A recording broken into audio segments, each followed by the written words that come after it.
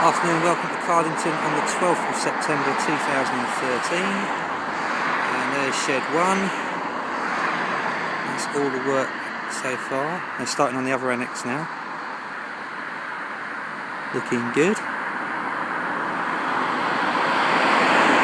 Won't be long till that hole's all filled.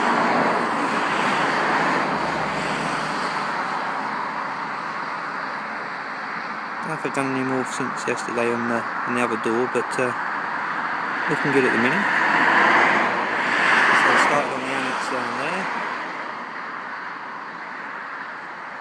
If you look, they've still got to treat those last two door uprights. They're still a bit rusty by the look of it, so they need a bit of work doing to them, but all looking good so far. And it's not raining, which is nice. It's been atrocious for days over.